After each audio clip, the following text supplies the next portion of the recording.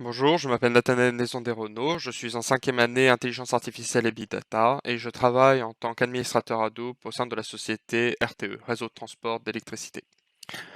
Je suis dans le GI depuis ma première année et j'ai choisi cette filière car j'étais très intéressé par le domaine de l'intelligence artificielle mais également passionné par l'étude des données et tout ce qui est travail et nettoyage des données. En tant que futur métier, je ne sais pas encore ce que je vais faire, mais j'aimerais bien travailler dans une banque, soit dans des domaines comme l'intelligence artificielle, soit pareil, administrateur Hadoop, etc. Parce que j'aime bien ce domaine.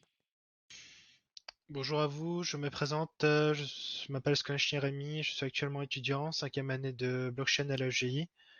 Je travaille en tant qu'alternant au poste d'administrateur de base de données.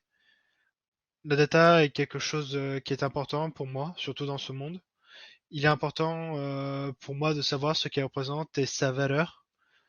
Après ma formation diplômante à l'EGI, je souhaite continuer en CDI dans ma boîte actuelle, notamment pour pouvoir toucher d'autres familles de GBD comme les bases de NoSQL type Cassandra, MongoDB ou autres. Bonjour à tous, je m'appelle Arnaud Simon et je suis également étudiant à l'ESJ dans la filière intelligence artificielle et big data. Pour le moment, je suis aussi apprenti développeur en business intelligence chez L4 Logistics. Et à l'avenir, je compte continuer de travailler dans le monde de la donnée en tant que data analyst si possible. Durant mon apprentissage, j'ai appris à manipuler divers outils de reporting, dont la suite Pentao, que nous utiliserons dans la suite du cours. Ayant une certaine appétence pour tout ce qui concerne le stockage et le traitement des données, j'ai voulu écrire ce cours pour vous partager ce que j'ai pu apprendre. Bonjour, je m'appelle Essam Ami Hamza, j'ai 23 ans. Je suis étudiant à l'ESJ en cinquième année dans la filière intelligence artificielle et big data. Actuellement, alternant chez Natexis depuis plus de 3 ans. J'ai débuté en tant que développeur Data Lake et je suis passé en tant que data scientist pour ma quatrième et cinquième année.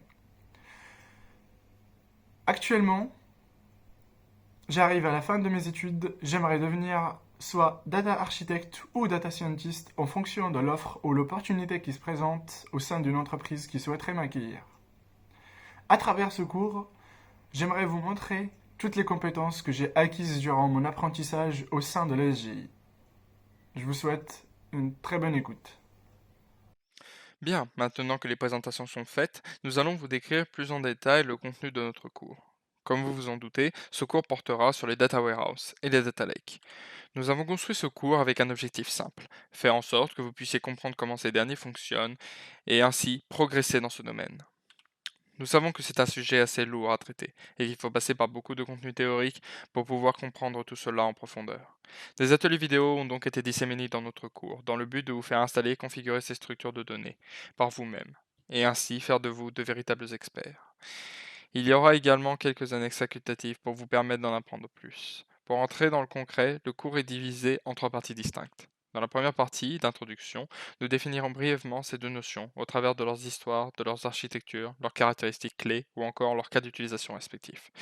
Dans la seconde partie, nous nous consacrerons sur le data warehouse et sur comment le mettre en place au travers de nos ateliers vidéo. Enfin, dans la troisième partie, nous installerons cette fois-ci un data lake, avec encore une fois un atelier que vous devrez suivre tout au long du cours. Il y aura également deux tests durant ce cours. Ne vous inquiétez pas, ce n'est pas si terrible.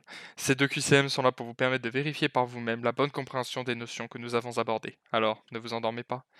Après avoir terminé ce cours, vous aurez un bagage technique non négligeable et vous pourrez peut-être même installer un data warehouse ou un data lake dans votre entreprise. Sait-on jamais.